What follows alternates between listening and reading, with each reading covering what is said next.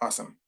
Um, so yeah, now that we heard Meg talk about why we want to detect CBCs, I'm going to talk about how we can do that from the data that we get from the LIGO and Virgo detectors. So this will be the broad outline of my talk. At the start, I'll talk about how these searches for compact binaries work. That'll be most of the part of my talk, but then later on, I'll talk about the searches that we are running during O4. So this is the fourth observing run of the LIGO-Virgo-Kagra collaboration, which is currently ongoing. I'll talk about some of the more interesting results we've seen during O4. All of these are publicly available results. And then very, very briefly, I'll talk about the direction in which these compact binary searches are heading in the next few years. So, okay, how do these compact binary searches work? So Meg, of course, gave a much more detailed picture, but the watered down version of it is we have these two compact objects that are spiraling around each other. They produce a gravitational wave. The waveform looks something like this. And of course, the waveform is predicted by general relativity, so we know it a priori. And the waveform itself is very easily identifiable visually if you just look at it by itself. However, if we look at the data that comes from the detectors, it looks something like this. And what immediately pops out is it just looks like a bunch of random noise. Oops, sorry. Just looks like a bunch of random noise. And so this data that I have shown here, in fact, contains a gravitational wave in it. But of course, it's pretty much impossible to look at this data and see a gravitational wave waveform present in this data. And that's basically the biggest challenge that gravitational wave searches face, is that the gravitational waves might be present in the data, but how do we actually know that? So the primary tool that we have to extract these gravitational wave signals from the data is this process called matched filtering. What you basically do in matched filtering is you take a gravitational wave template, and again, a reminder that we know these waveforms a priori because they are predicted by general relativity. You take these waveforms and then you correlate it across the data that you have. And I'll talk a bit more about this process in a bit. But basically, by doing this correlation, you get an output called the SNR, the signal to noise ratio. And that basically tells you if there's something present in the data that matches this template, this waveform. And in this GIF over here, which I think is very nice, I didn't create it, but this is like the standard tool that we use to demonstrate this process of matched filtering. You can see that you are taking this particular gravitational wave template, you are correlating it against this data, which on the surface doesn't seem to contain any signal inside it. But as you correlate it across the data, you get this SNR output at the bottom.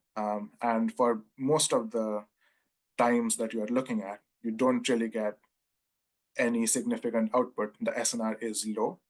But at this particular point in time, you see that the SNR kind of spikes up, which is telling us that there's something in the data that matches this template, even though we can't really see it.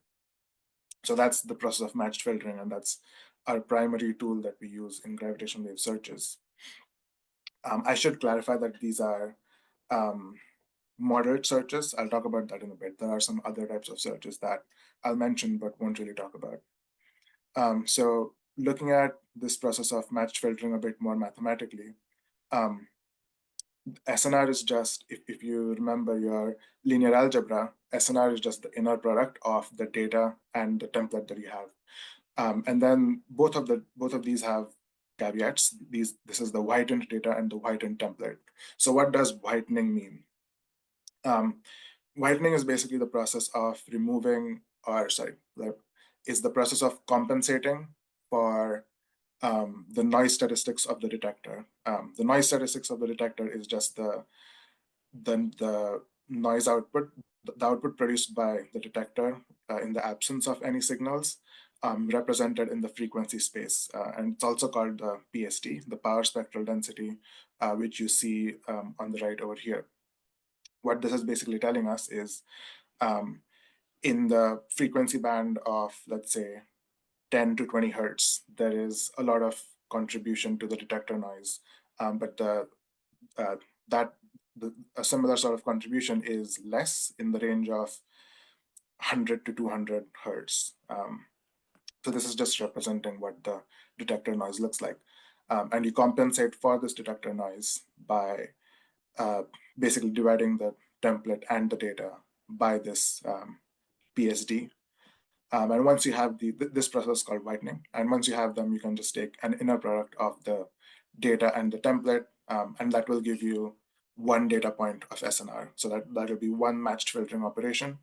And as you can see in this GIF here, you just do that for every sample point of the data that you have. So you slide the template across the data and produce an SNR point for each sample point of data that you have. So that was for one single gravitational wave template. However, we know that there are many, many different sort of waveforms that we can have for gravitational waves. And what we basically have to do for that is we have to repeat this matched filtering for many, many different templates. So we form these banks of templates. And this plot over here represents one such template bank. Each point over here is one particular template. And this is a representation of the bank in M1, M2 space. One of the axes got hidden, but the x-axis is basically M1, the mass of one of the two compact objects, and the y-axis is M2, the mass of the other compact object. And we basically try to place these templates so that they sample the full parameter space that we are interested in. And then we repeat this process of match filtering for every such template. And to give an idea of how big these are, the typical size of a template bank is around 2 million templates. And you are repeating this matched filtering process for every template for every point in time. So you can imagine how expensive computationally gravitational wave searches are. However, just this much isn't enough. SNR isn't really the best criteria for a gravitational wave. So in the second GIF over here, you can see that there's this artifact in the data, which is clearly not a gravitational wave signal. And despite that, the SNR is giving a peak. So if we only looked at SNR, we might be fooled into believing that there's a gravitational wave signal here when obviously there is not. Another powerful tool that we have to guard against situations like this is to form coincidences.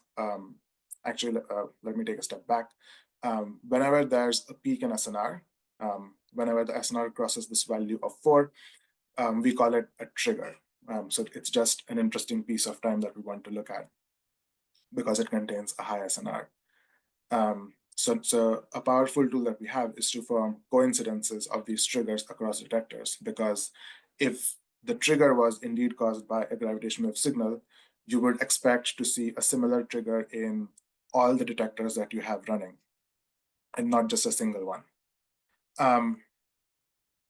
And taking this a step further, we can form these complicated ranking statistics in order to evaluate how likely a trigger is to come from a real gravitational wave, in addition to just looking at the SNR. So one common tool that is used across all searches is this chi-square statistic. So if you look at the statistics chi-square test, it is basically you take a bunch of observed values, you subtract the expected value from them, you square them up, and then you sum them up. So that basically tells you how different the expected values are from the observed values. And these observed and expected values can be different things depending on the specific implementation of your chi-square test. Two commonly used tests are to divide the waveform that you know a priori into either frequency bands or time sample points, and then to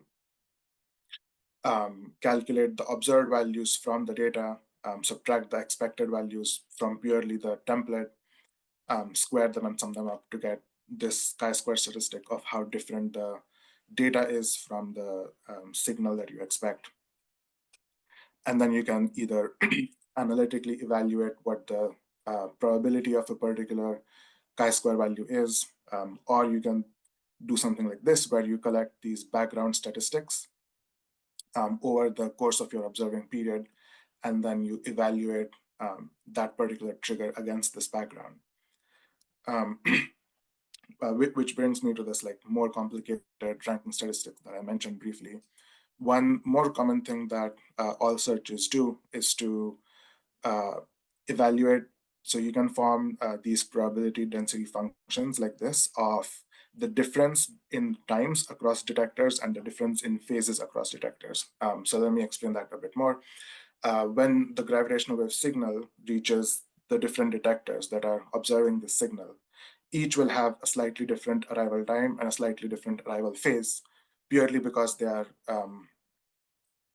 located at different points as compared to the source of this gravitational wave. So it'll take a different path to reach both detectors.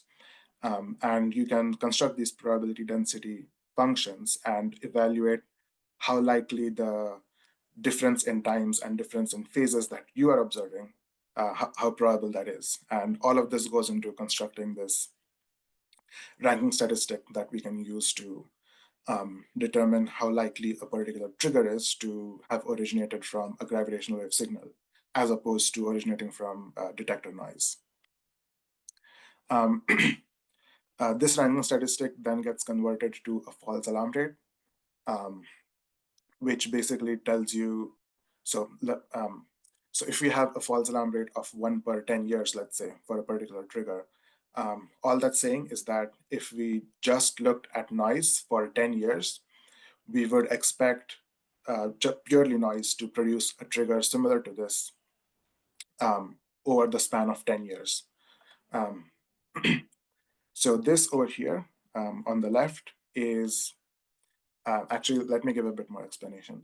So obviously, if the false alarm rate is lower, so if I'm talking about a false alarm rate of 1 per 100 years, that means it is more significant, it is more likely to be a gravitational wave than if we have a higher false alarm rate, so something like 1 per 10 years, because it'll take longer for noise to produce a similar gravitational wave trigger. On the left here, I have this screenshot from one of our uploaded candidates, which shows a false alarm rate of 1 per 10 power 11 years, which is a very, very tiny number. And this kind of implies that we know what the noise statistics look like over a period of 10 power 11 years. So how is that possible? We only observe data for 1 year, 2 years. So how do we know what the noise statistics look like for 10 power 11 years? Basically, the answer is that we extrapolate our noise. We create these quote unquote fake noise triggers. Common methods to do that is, the most common method is time slides, where you take a piece of data from one detector, a piece of data from another detector. They should be separated in time so that they cannot originate from the same gravitational wave signal. And then you treat them as if they are happening at the same time. By doing this, you kind of ensure that the trigger that you form from this time slid piece of data is originating from noise, because the same gravitational wave cannot influence both of those periods of time. So you repeat this for many, many, many iterations, and you extrapolate the noise background that you have, and you can that's how you can get these very, very small false alarm rates. So search is running during 04. We have a bunch of CBC pipelines and then a bunch of burst pipelines. So I'm only gonna talk about CBC pipelines, but there are these burst pipelines running as well, which some of them look at try to look at the same things as CBC pipelines, but uh, they also can find other things, which I won't go into. We have our CBC searches run in two modes, online and offline. Online is where we are just looking at live data in real time, and offline is where we look at the data after all the data has arrived. Um, the all sky search is just a general purpose search where we are trying to look at all the source categories like black holes and neutron stars. I'll talk about the early warning and subsolar mass searches in a bit. And then the intermediate mass black hole search is just a search that is targeted towards heavier masses. So in the previous talk, there was a question about what's the highest mass of CBC we've seen. So this intermediate mass black hole search kind of targets that region. Early warning. So this is a really cool concept. We have these gravitational wave templates. What we can do is we can cut them off, either in time or frequency. That's an equivalent operation. And instead of searching for the whole template, we can only search for this beginning part of the template. And we do this for like different cutoff points.